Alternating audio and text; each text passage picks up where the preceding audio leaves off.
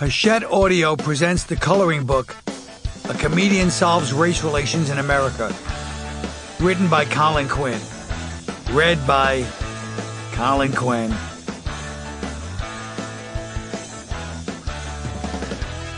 This is dedicated to all the mixed race, polyglot, mestizo, multiracial, biracial, triracial people out there. May there someday be wars based only on personality differences. Introduction. Park Slope Rainbow. Today it may look like a Swiss village, but Park Slope, Brooklyn in the 1970s was maybe the most mixed, integrated they called it, neighborhood in the history of the world. Park Slope in the 70s was magical in a weird way. It was a special place to grow up. Everybody felt it, except the murder victims.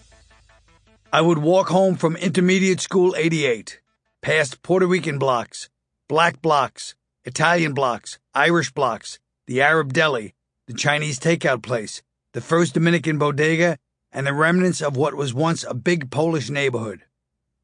One block would look as bombed out as the South Bronx, and the next would look as clean and affluent as Park Slope today.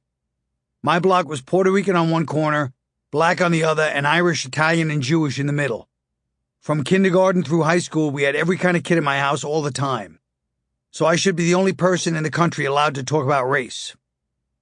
And yet, what I've seen more and more of in the past 30 years are well-meaning people who rolled out of some annoying suburb and then moved to New York and immediately began to try to regulate everyone's language and thoughts. People are so afraid of offending that they act like diversity doesn't even exist. As a result, there is this weird impulse in American culture today to say, we're all exactly the same. To celebrate diversity as long as you don't point out anyone's differences. If you ask people to describe somebody, they'll avoid saying their color. If pushed, their voice drops with shame and regret that they still think in those terms. You even hear cops going, even in the police blotter.